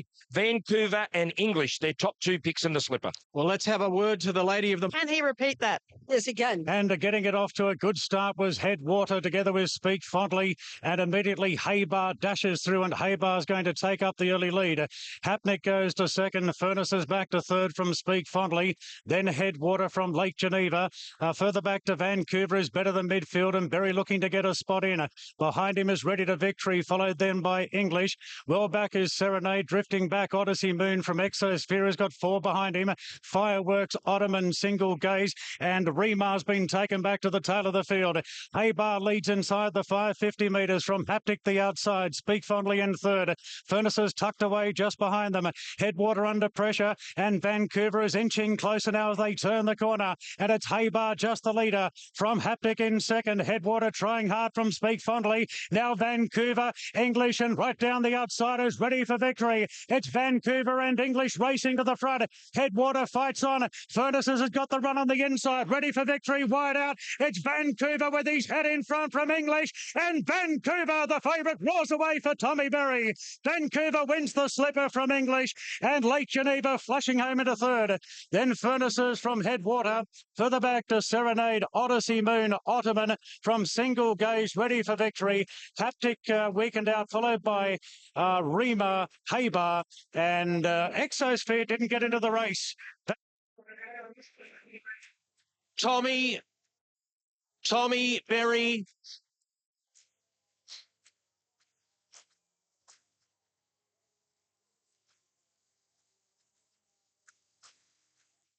Good. I've got no words. One of the best moments I've had on a racetrack was winning it last time with Nathan by my side, and I'm so thankful that he's looking after me today. Indeed, I'm sure he is, mate. Obviously, a lot of confidence coming into this slipper. You're on the best horse, but then you come out with outside gate. Yeah, but it doesn't matter. Good horses get themselves out of trouble, and we had a beautiful run just in beyond Speak Fondly, and like he's as I said he'll win the slipper and he'll go on, he'll win the size and Champagne by further, and I've got one right. I hope I'm right about the other 2. He's just a mammoth horse. And I'll tell you one thing, it was his training that did it, nothing more. We're lucky enough to have a sensational colt. He just knows exactly where the winning post is, doesn't he? What a great ride to be 3 deep with cover. Well, you've got to have those jockeys that know how to do it, know how to win these big races, and Tommy certainly does. Go and enjoy it, Gay. Well done. Gay Waterhouse is going to somehow Vancouver out of barrier 15, the same barrier that Star Watch, trained by TJ and ridden by Larry Olsen, won the slipper from years ago. Brent, what of Well, second horse English, he said at the 300-metre mark, he thought he was home. He said he'd come on the back of Vancouver. He thought he had the favourite cold, but just over the last 50 metres, the stablemate was too strong. Big disappointment out of the race was Exosphere, second pick in the market, who was quite disappointing. James McDonald said just never really travelled in the run and just had no give when he was asking leading into the race. For her own in recent years, Gay Waterhouse, Vancouver, brilliant colt. He put the writing on the wall with his win in the Todman Stakes 2 weeks ago. Gay Waterhouse, Quinella there, of course, with English running second. And let's head back to Rose Hill, where the winning jockey, Tommy, the great win by Vancouver. Look, did the race play out the way you expected it to from that gate? Yeah, well, not really. I thought I would have been 3 wide with no cover at best, but we had a beautiful run in the race. As I said before the race, you on a good colt like Vancouver, that's very easy to ride and very versatile. they really put themselves in good spots. Well, that seems his greatest asset, Tommy. His adaptability. You've had him back in the field. You've had him leading. He can run time. He just seems to be head and shoulders above an opposition mentally. Yeah, well, he just adds another bow to his string each time. He's just improving every time he goes out. Like he was still a little bit green yesterday. I believe he's a little bit more green at Rosehill compared to Randwick, but obviously the next two steps of the Triple Crown will be at Randwick, and we saw how comfortable he was there last start. When English got up outside you, did you have any concerns at about the 200-300 metre mark? Was he always going better than she was? Yeah, he was. Like, I think if you go back and watch, I hadn't actually pulled the stick at that stage. I pulled the stick through to my right and gave him a couple of backhanders, and he really extended away. And I kind of big horses like him that are pretty laid back. I believe when you do switch the stick over, like I used to do on Designs on Rome, they really find and stretch out. And he's one that it seemed to work on the last few starts. You've won a lot of big races now, both here and internationally. You slipper. You could make a little case to say that the Melbourne horse, Ready for Victory, was unlucky. Finished out wide, didn't it? Yeah, I'm not sure that was luck. I think that was just it was inexperience. It was a bridge too far. Reminded me of a little bit like Crystal Lily when she ran off the track, but she still won. But these Melbourne horses that come here inexperienced and they haven't had a look at the track, it can be very daunting. His second start in a race was pretty good. It was a fantastic effort, and he's a great colt, and I'd have run him as well. But this is just where you see him there in the yellow colours with the red cap on the extreme outside. This is just his inexperience, and he was wandering in and out, and then he wandered right off the track there. Ran a tremendous race. He's going to make a horse for sure. There were a couple of runs there. Look, English had a great run. So did the winner. It's hard to find an excuse for any behind there. The horse in the yellow sneaking up on the inside there. That was Serenade making good ground late. She overachieved. Look, English did a great job there. She was beautifully ridden, and I think Connections would have got excited when she loomed up because she seemed to loom up under a hold, and it just goes to show you, not times aren't everything in racing. Like she ran 10 lengths slower than Vancouver on the same day. That's true. Last time. Brent, any wash up there? Of the beaten brigade, ones that did have excuses. We touched on it yesterday during the coverage. Exosphere pulled up with cardiac arrhythmia and certainly will be going to the paddock. All right. Rosehill Gardens, the George Ryder Stakes is the next. Another Group 1 here and a fantastic international field here as well. With the top of the market, Cosmic Endeavour, 460 on fixed odds with Tab. Equal favourite with Shooting to Win. Then we're out to Kermadec at 6. Yeah, well, on track, Cosmic Endeavour favourite over Shooting to Win. They were Cosmic Endeavour 5 this morning into 460. Shooting to Win was 480 favourite this morning, now 460. Kermadec has got out 5 out to 6. The Japanese horse World Ace steady at 7, and Criterion's been 10 into 9 today. Interesting here, Gay looking for... Off. Kermadec flopped out of the gates.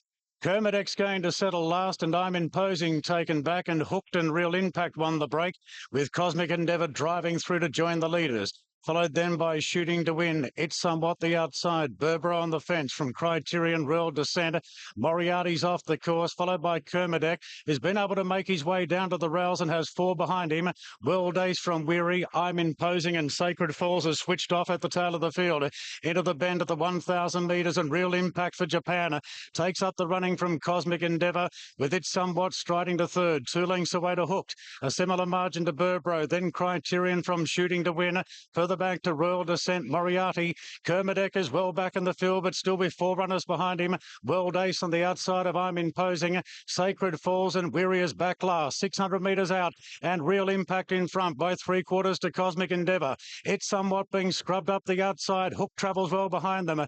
Then Berbro, Criterion's hugging the fence as they straighten up. Shooting to Win's back midfield, looking for a run. Royal Descent as they straighten up, and Real Impact at the 300 metres, a length and a half clear from Hooked. Criterion back to the inside. Berbro tight for room. Further back to Shooting to Win, is seeing daylight now. Real Impact is still the leader from Criterion. Shooting to Win can't get there. Criterion the inside of Real Impact. Real Impact and Criterion. Criterion driving here at Real Impact. Oh, it's a close one. Real Impact refused to sit down. Real Impact and Criterion split it in a close finish in the George Ryder. Shooting to Win behind them from Royal Descent. Then Hooked from Kermadec. Weary, Berbro wasn't getting much room from Sacred Falls. I'm Imposing, it's somewhat, and World Ace. It's a photo. We're waiting for the photo to come down. Real Impact on the outside of Criterion. And it will be a Japanese victory on the outside. If that is to be trusted, it'll be Real Impact. Real Impact, ridden by James McDonald's and Criterion. It'll be Real Impact over Criterion. They were both so brave. And look at Kermadec. Does he run third? Yeah, awesome horse. He began really well, and they said he can be a bit iffy, but he got on a lovely rhythm. I set him a light 600 for home, and he stayed on, the big fella. Criterion trying desperately to run you down. He did. He fought really hard. But my horse, he found another gear once the horse got to him. I don't think he's going to win a big race by a big margin, so I'm glad my head was down when the winning post come up. With a head like... Royal Descent ran a much improved race there. Kermadec hit his Doncaster mile chance. There's no harm at all with a lightweight. That's a serious form line going into the Doncaster mile. No, always is. And no, this race is no exception. This is right in the race, Real Impact. Okay. In debut there, and they say he was about 80% fit for yesterday's race. Not bad for 80% fit. Yeah, I really liked him. This was the ride of the day. Beautiful ride. He read the play beautifully, McDonald. You know, all the speed maps had, you know, Gaze me just ambling along in front here, Cosmic Endeavour. But look, McDonald said, no, I know my horse's strengths. He rode him to his strengths. He put the pressure on one of his dangers, who handed up to him. And then at the 650, he got on his bike and poured pressure on the whole field so they couldn't sprint past him. That's the strength of the Japanese. I really think a deserved Doncaster favourite. The talk was World Ace was the P yesterday, but he paraded Yucky. He may improve after that run. Yeah, he's hot and sweaty. Is that a new one of your terms, Yucky? Yeah, Yucky. Yeah. Okay. Well, pretty common anyway. These Japanese horses can sustain a long run. He piled on pressure there and knew exactly what was underneath him. And I'm sure Criterion, who ran a great race, beautifully ridden, I'm sure Criterion headed him. And he lifted again and got back in front. If they got another 50 metres, he'd have beaten Criterion half a length or a length. Criterion's flying. Criterion's problem is he's aiming for the sky. You know, like he's got to go to Queen Elizabeth now, and he hasn't won in a long time. And he's ready to win a Group 1, but whether he can win the top of the tree Group 1 is a different situation altogether. Well, what about these Japanese? Was here last year, won the All-Age Stakes. Admire Rakti was here in the spring, won the Caulfield Cup. I mean, they let you on the 16 to win. They command respect, don't they? And they do this all over the world. They haven't won an ARC yet, but they will. They've gone everywhere and won, Japanese horses. Anyone who doesn't respect the standard of Japanese racing, which probably has the highest prize money in the world, is kidding themselves. That horse yesterday has only had, 14 runs or something? Yeah. Something like that. He's just cracked the $5 million mark in prize money. That's how good Japanese prize money is. I thought Kermadec's Doncaster Mile trial was quite solid. After missing the start, he was good. And I just got a funny feeling he may have missed his blinkers yesterday shooting to win. I know he was disappointing on face value, but I reckon he may have missed his blinkers. Well, I was expecting him to show that he'd made that leap that we've been saying, he takes a few runs. I think that was a bit of a blank, that run. It was. For a drop of rain. And terrific to see Royal Descent bounce back to a bit of form there yesterday. Her run was good race, wasn't it? So, yeah, good race. A really good race. It's a terrific race, that race, always. Okay. All right. Now, we might bring up the market there for the Doncaster, the latest market for the big mile at Randwick. Real Impact, he's taken over as favourite. Hallowed Crown will be coming back to the mile there. Kermadec, can you see anything else there, Ron? Happy trails. Oh, look, this is a race I always loved, the Doncaster Mile, and it's going to be a great contest again, you know, luck in running. But I think we've got the favourite right now. We had a look at him yesterday. We saw his strengths, and his strengths are his power, and you need power to win a Doncaster Mile. You need a tough horse. Okay. Kermadec, can you see anything else there, Ron? Happy trails. Oh, look, this is a race I always loved, the Doncaster Mile, and it's going to be a great contest again, you know, luck in running. But I think we've got the favourite right now. We had a look at him yesterday. We saw his strengths, and his strengths are his power, and you need power to win a Doncaster Mile. You need a tough horse. Okay.